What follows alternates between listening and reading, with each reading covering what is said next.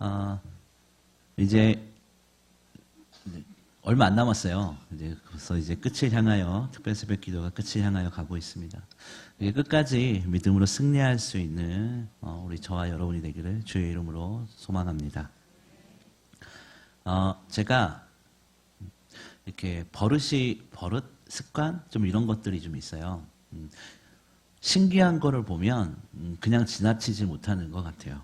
신기한 걸 보면 뭔가 꼭 확인을 한번 해봐야 되는 이렇게 습관 같은 게 있습니다. 특히 남자들은 대부분 공감하시겠지만 이렇게 뭔가 이렇게 뭐 자동차라든가 무슨 전자기기라든가 이런 것에 대한 욕심들이 어느 정도 있으실 거예요.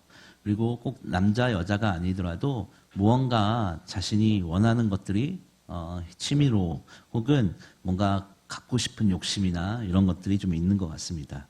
그래서 매력적인 취미 하나씩은 다 있다는 거예요. 저 역시도 이렇게 무슨 가전, 전자기기 뭐 이런 거에 대한 욕심이 좀 있어요. 그래서 꼭 갖고 싶은 것은 사야 하는 이렇게 좀 버릇이 있어요. 그래서 지금 한 1년째 사려고 마음먹은 것이 있습니다. 이렇게 꼭 사고 싶은 것은 사야 하는 이렇게 그래야 직성이 풀리는 그런 게 좀 있어요. 제가 태블릿 PC를 쓰고 있어요. 아이패드를 쓰고 있는데 지금 잘 쓰고 있습니다. 그런데 이걸 살 때 일이에요. 제가 태블릿 PC를 사려고 하는데 너무 갖고 싶은 거예요. 근데 그게 워낙 비싸기도 하고 그래서 어떻게 할까 그래서 고민을 했어요. 아내를 아무리 졸라도 철옹성처럼 끄떡도 안 하는 거예요. 절대 지갑을 열지 않는 제 아내를 그때 정말 엄청나게 막 조르고 때를 쓰고 칭찬도 해보고 뭐 협박도 해보고 하는데도 사주지 않는 겁니다. 그래서 물론 비싸기도 했고요. 아마 아내의 생각이 굳이 필요 없어도 살아가는데 아무 지장 없겠다라는 생각을 했던 것 같아요. 그런데 그건 제 아내의 입장이고 이제 제 입장은 어느 거였냐면 너무 갖고 싶은데 이런 거 있잖아요. 연애를 하면 막 이렇게 데이트를 하고 놀다가 헤어졌는데 한 10분도 안 지났는데 보고 싶고 뭐 그런 마음이 있잖아요. 제가 뭔가 갖고 싶으면 그런 마음이 이렇게 샘솟듯 막 아까 내게 샘솟는 사랑 막 이렇게 찬양했는데 아까 제가 항상 머릿속에 이렇게 설교물을 넣고 있었는데 이렇게 되뇌기고 있었는데 내게 샘솟는 사랑 하니까 저는 이 태블릿 PC 생각이 아까 그래서 막 지나가는 길에서 버스만 봐도 버스 창문만 봐도 이렇게 넘겨야 되는 이렇게 페이지를 넘기는 그런 얼마 전에 유만영 목사님이 설교 때 당구 얘기를 하셨잖아요. 공이 막 사람 머리가 공처럼 보였다고. 그러니까 뭐 그런 마음이 제게 있었어요. 그래서 용돈도 독하게 모으고요. 그래서 이제 어느 정도 모아서 와이프를 막 졸랐어요. 사달라고. 그래서 샀습니다. 얼마나 소중히, 그러니까 내가 이거를 사면 정말 잘 다룰 거야. 세상 누구보다도 이걸 잘 쓸 수 있어. 자신 있어. 나는 공부 열심히 해서 이 태블릿 PC를 자유자재로 사용할 수 있는 얼리 어댑터가 되겠다라는 생각을 가지고 이렇게 샀습니다. 간신히 샀는데, 그런데 이제 한 달 정도 쓰고 나니까 희한한 일이 벌어졌어요. 그렇게 갖고 싶었는데, 매일 붙들고 살 것 같았는데, 막상 제 손에 들어오니까 한 달쯤 지나니까 그 간절함이 없어지더라고요. 그래서 지금은 이제 떨어지면 떨어졌구나. 누가 툭 치고 나면 그래 누가 툭 치고 지나갔구나. 이런 무딘 마음이 생기더라고요. 이게 소중하게 다루지 않더라 지금은 이렇게 이런 말씀을 드리는 거예요. 왜 그럴까 좀 곰곰이 생각해 보니까 바로 한 단어가 딱 떠올랐습니다. 익숙함. 좀 더 이해하기 쉽게 얘기를 하자면요.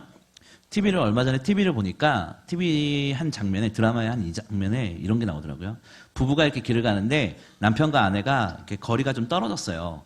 그러니까 남편이 앞으로 가고 아내가 뒤에 가다가 이제 아내가 이제 자기야 그러면서 막 뛰어가서 남편 팔짱을 탁 끼더라고요. 근데 남편이 뭐라고 그러는지 아세요? 가족끼리 그러는 거 아니야 라고 그러더라고요. 공감하시죠? 저는 그렇지 않습니다. 저는 지금 제 아내와 너무 행복하게 잘 살고 있습니다. 연애 때는 정말 좋았을 거예요. 누구나. 연애 때는 정말 좋았는데 그 불타는 사랑이 어느 순간 익숙함으로 바뀐 거겠죠. 불타는 감정이 바로 익숙한 감정으로 바뀌는 걸 겁니다. 과연 이런 익숙함들이 이런 부부간의 일로 끝난다거나 어떤 물건을 갖는 거로만 이렇게 끝나는 일일까라고 한번 생각을 해보기를 원합니다. 이 익숙함은 또 하나님 관계에 대해서도 적용이 되는 것 같아요. 하나님과의 관계에서도 익숙함으로 우리는 예배 드릴 때가 얼마나 많느냐 이거예요. 우리가 드리는 예배가 우리가 타성해졌고 익숙함에 젖어서 더 이상 감격이 메마르고 하나님의 은혜가 메마르고 습관적인 예배를 드리고 있지 않느냐 그 말씀을 드리는 겁니다. 우리는 때론 이런 푸념을 할 때가 있어요. 하나님 왜 도대체 나에게 이런 시련을 주십니까? 하나님 왜 도대체 내가 뭘 잘못했길래 내가 그렇게 큰 잘못을 하면서 사는 것도 아닌데 왜 이런 문제를 나에게 주십니까? 하나님, 왜 나만 이런 어려움을 겪습니까?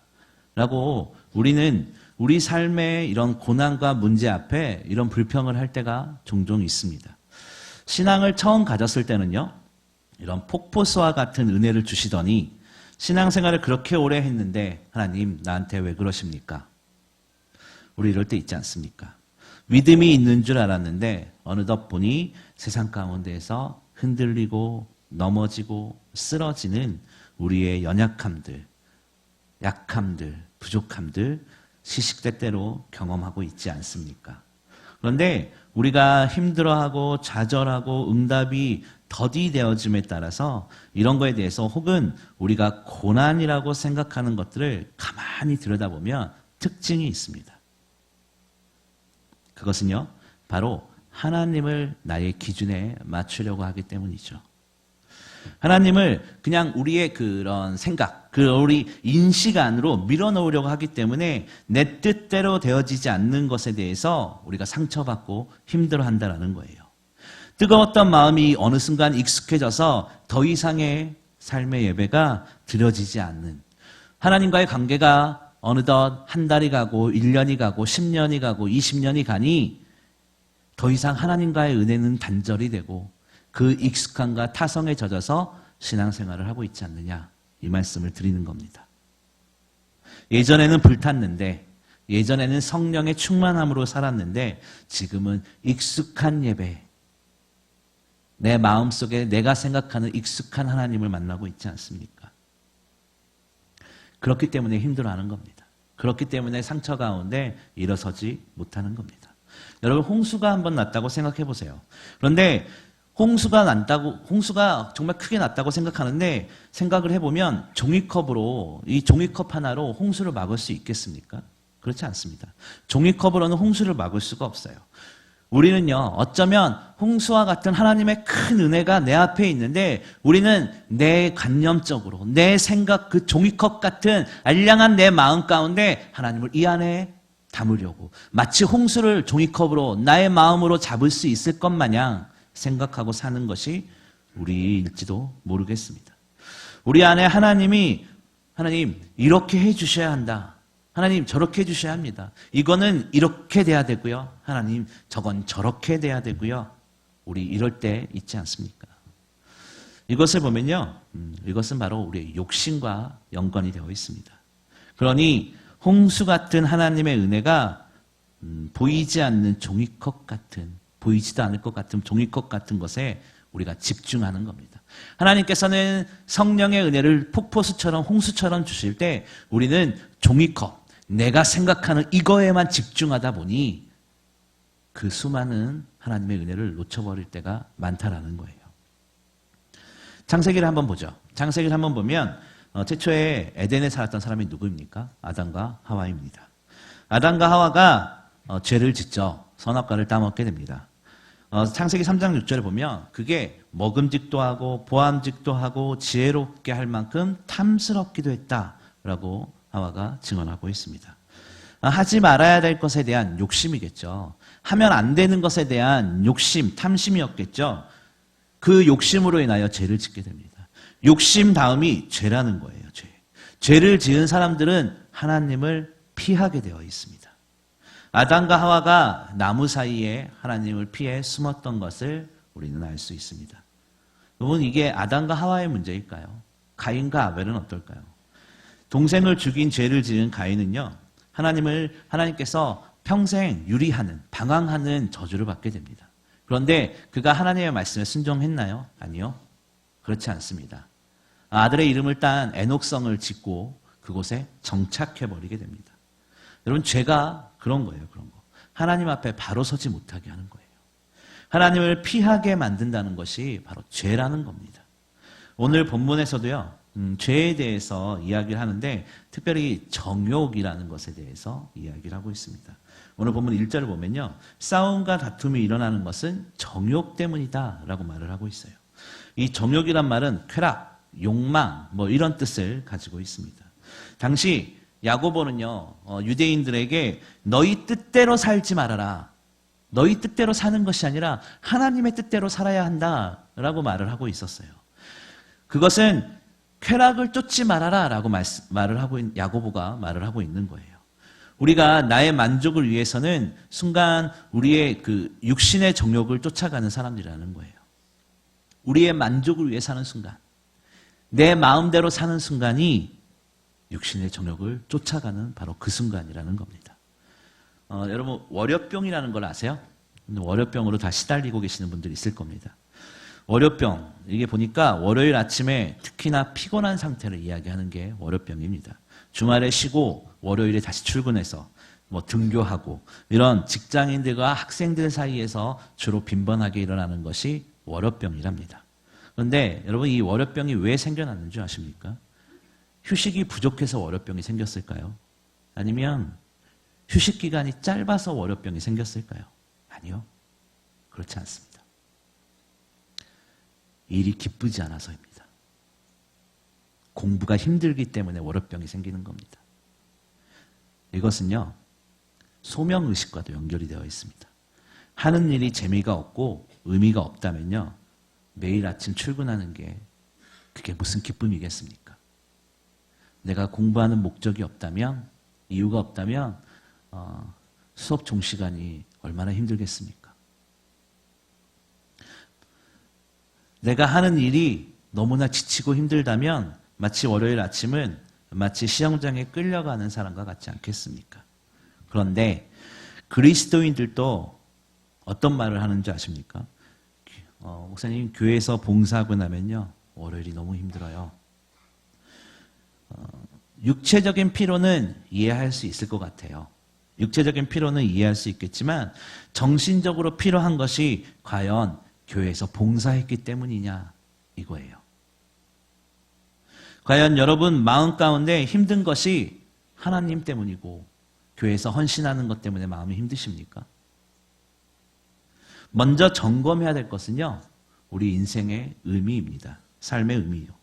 하나님께서 지금을 살아가게 하시는 그 의미, 이게 바로 핵심이라는 겁니다. 저는요, 왜라는 질문을 자주 해요.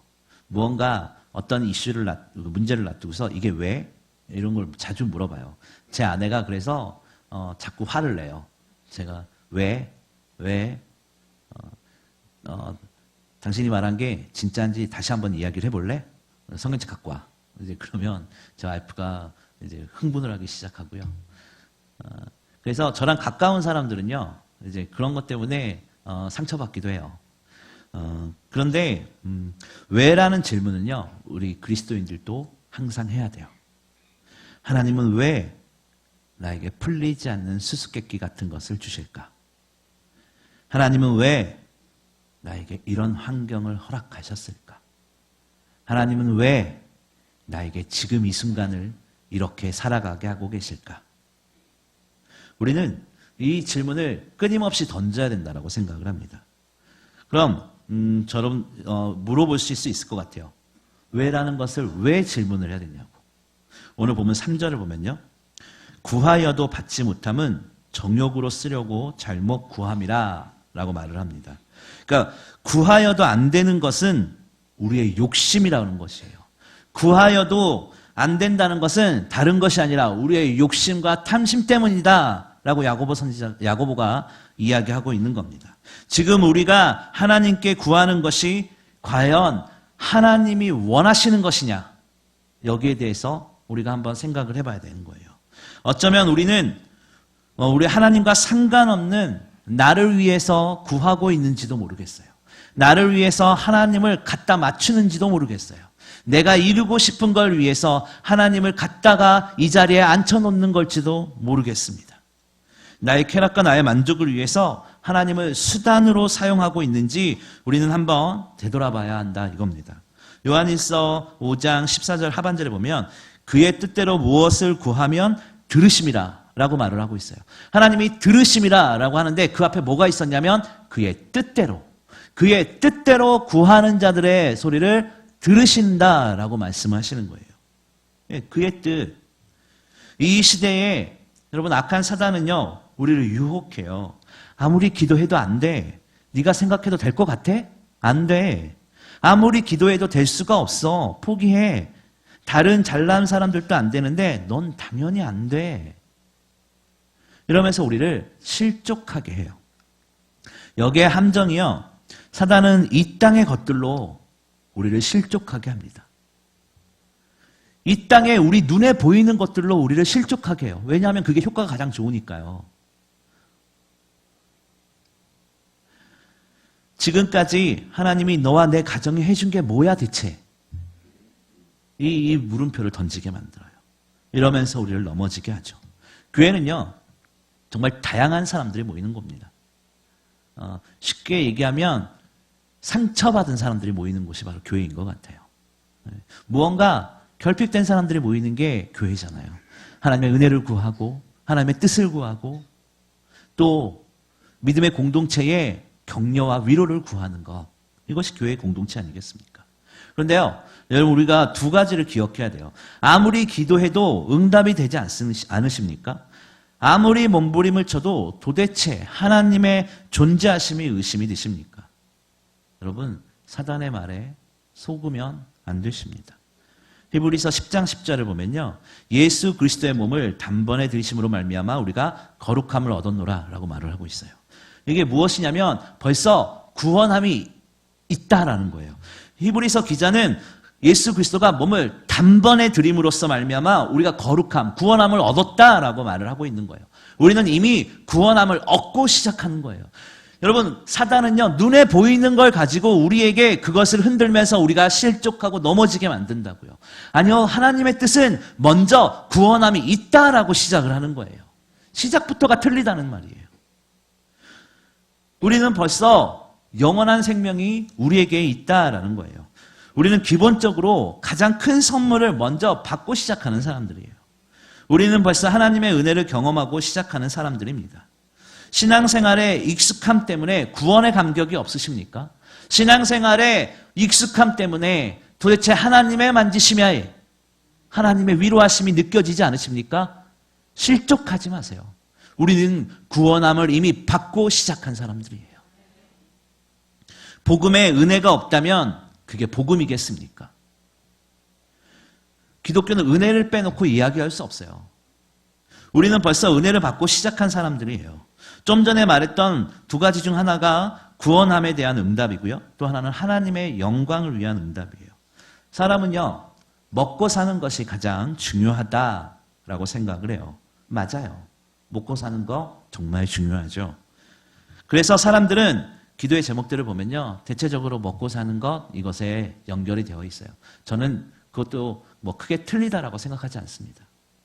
그런데 성경에 믿음 있는 자들의 믿음 있는 자들의 기도에 대해서 좀 살펴보면요. 마태복음 6장에 무엇을 어떻게 기록을 하냐면 무엇을 먹을까? 무엇을 마실까? 무엇을 입을까?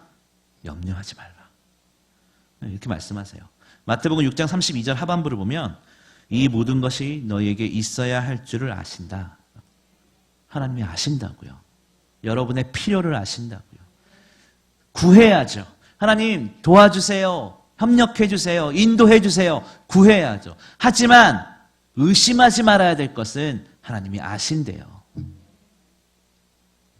그러면서 6장 33절에 뭐라고 기록하냐면 너희는 먼저 그의 나라와 그의 의를 구하라 라고 말하고 있어요. 먼저. 우리의 먹고 사는 거 하나님께 구해야죠. 하지만 먼저 그의 나라와 그의 의를 구하라. 하나님의 뜻을 이야기하는 겁니다. 하나님께서 아시고 우리를 인도하신다는 것이에요. 우리는 하나님의 영광을 위해서 부르짖으면 되는 겁니다. 우리 교회가 또 우리의 가정이 하나님의 영광을 돌리는 교회가 되기를 위해서 기도해야 된다는 겁니다. 우리는 우리의 무거운 짐을 아버지 앞에 내어놓고 우리를 들으시고 우리를 아시고 우리를 이끌어 가시는 그분 앞에 맡겨드리는 거예요. 찬송가 363장에 보면 이런 찬양이 있어요. 내 모든 시험, 무거운 짐을 주 예수 앞에 아뢰이며 근심에 쌓인 날 돌아보사 내 근심 모두 맡기시네. 무거운 짐을 나 홀로 지고 견디다 못해 쓰러질 때 불쌍히 여겨 구원해 주리 은혜의 주님 오직 예수. 맞습니다. 오직 예수입니다. 하나님은 우리를 사랑하십니다. 오늘 본문 5절을 보면요. 성령님이 우리를 질투하시기까지 사랑하신다라는 말을 하고 있는 거예요. 그 하나님의 말씀이 그러니까 성령님이 우리를 질투하기까지 사랑하신다. 너 그 하나님의 말씀을 너희가 우습게 보느냐? 쉽게 이야기하면 이런 말이에요. 그 하나님의 사랑을 받는 자는 하나님의 은혜를 충만하게 누리며 살아야 된다는 거예요. 성령님께서 우리를 너무나 사랑하신대요. 그 누구에게도 뺏기기 싫을 만큼 사랑하신대요. 그런데 이 성경에 기록된 그 하나님의 신실한 약속을 너희가 가볍게 여기느냐라고 경고하는 말입니다. 하나님의 사랑을 받는 자는 그 은혜를 충만하게 누리며 살아야 되는 거예요. 오늘 본문에 그 하나님의 은혜를 충만하게 누리는 자는 6절에 겸손한 자라고 말을 해요. 또 10절을 보면 자신을 낮추는 자라고 말을 합니다. 겸손하고 자신을 낮추는 자는 어떤 자인가 8절에서 10절까지 자세히 기록되어져 있습니다. 손이 깨끗한 자, 악행을 멈추는 자를 이야기하는 거예요. 마음을 성결케 한 자, 악한 생각을 멈추어라 라고 하는 거예요. 슬퍼하고 애통하며 우는 자, 통렬한 회개가 있어야 한다라는 것을 말하는 거예요. 간단히 외우기 쉽게, 이해하기 쉽게 이야기를 하자면 네 글자, 권리, 포기입니다. 우리 인생의 권리를 하나님 앞에 내어놓고 포기하는 겁니다. 주님 앞에 우리가 아무런 존재가 아님을 고백하는 겁니다. 여러분, 우리는 무에서 그 밭에 있는 무가 아니라 아무것도 없는 무에서 유를 창조할 수 없어요. 아무것도 없는데 무엇을 만들 수 있겠어요? 그냥 우리가 할 수 있는 것은요, 있는 것을 진화시킨다거나 혹은 발전시켜서 사용하는 것이 바로 우리입니다. 사람입니다. 하지만 하나님은 창세기 1장 1절에 뭐라고 가세요? 태초에 하나님이 천지를 창조하시니라. 무에서 유를 만드신 분이 하나님 되신다라는 거예요. 그 무한하신 분을 인정할 때 우리의 유한함이 드러난다. 우리의 부족함이 드러나게 되고요. 우리의 연약함이 드러나서 하나님만을 의지하게 되고 그 무한하신 하나님의 은혜를 경험할 수 있다는 거예요. 여러분, 주님을 따르는 길은 어려워요. 주님을 제자의 삶을 살아가는 거 어려워요. 여러분, 예수님처럼 살아갈 수 있으세요? 예수님처럼 가르치고 전파하고 고치며 생업도 팽개치고, 예수님도 생업은 하셨죠. 예수님처럼 방황하면서 사도 바울처럼 유랑하면서 사실 수 있으세요? 쉽지 않다고요. 정말 어려워요. 우리는 예수님을 닮아야 된다라고 하지만 정작 예수님처럼 살기 힘들잖아요. 그런데 우리가 예수님처럼 살기는 어려워요. 왜냐하면 우리는 부족한 죄인들이기 때문이에요. 영원한 것을 소유하기 위해서 우리는요, 영원한 것을 소유하기 위해서 영원하지 않은 것들을 포기할 각오를 해야 된다는 거예요. 주님을 따르는 삶이 왜 어려운 줄 아세요? 영원하지 않는 내 눈앞에 보이는 것들을 아버지 앞에 맡겨드려야 되기 때문에 어려운 겁니다. 이것이 바로 권리 포기입니다. 여러분, 우리는 하나님 앞에 우리의 의견을 낼 수 없을 정도로 부족한 죄인들이에요. 우리가 우리의 삶을 주님께 내어놓을 때 하나님께서 기뻐 받으실 거고요. 우리의 삶으로 믿음이 증명되어질 겁니다. 예. 교회는요, 좀 전에도 말씀드렸지만 다양한 사람들이 모이는 곳입니다. 그래서 권리 포기라는 것이 무엇이냐면 우리는 사실 세상 밖에서는 별로 만날 만한 일들이 별로 없잖아요. 사실은. 교회 공동체가 아니라면. 그렇기 때문에 우리의 권리 포기가 필요합니다. 주님의 이름으로 모여야 하기 때문이죠. 그리고 하지만 지킬 것도 있어요. 그것은 우리가 포기해야 될 것은 세상적 권리 포기고요. 우리가 지켜야 될 것은 하나님께 나아갈 권리입니다. 우리의 예배를 돌아보시기 바라요. 과연 하나님께서 기뻐하시는 예배가 바로 나의 예배인지, 익숙한 신앙생활, 익숙한 하루하루, 익숙한 예배, 이것이 바로 부족하고 연약한 우리의 모습일지도 모르겠습니다. 우리가 가장 먼저 행할 수 있는 것이 무엇이겠어요? 너무 바쁘고 너무 힘들지만 너무 어렵지만 우리의 의지를 꺾고 하나님을 예배하는 겁니다. 이번 특별 새벽 기도회를 통해서 우리 일회성이 아니라 우리의 모든 예배들이 회복되어지고 갱신되어지는 은혜가 있기를 소망합니다. 1907년에 평양 대부흥이 있었습니다. 그때 한가운데 자리하고 있던 게 예배의 회복이었습니다. 우리 먼저 우리의 마음의 회복이 필요할 줄 믿습니다. 우리가 세상적 권리를 포기하고 주님의 말씀의 권리를 붙드는 귀한 은혜가 있어야 될 줄 믿습니다. 이 특별 새벽 기도회를 통해서 우리의 믿음이 어떻게 증명되겠습니까? 바로 행함입니다. 그것은 무언가 불을 만들고 무언가 대단한 것이 아니라 우리의 삶으로 하나님이 살아계심을 증명하는 겁니다. 그 귀한 은혜가 있는 저와 여러분이 되기를 주의 이름으로 소망합니다.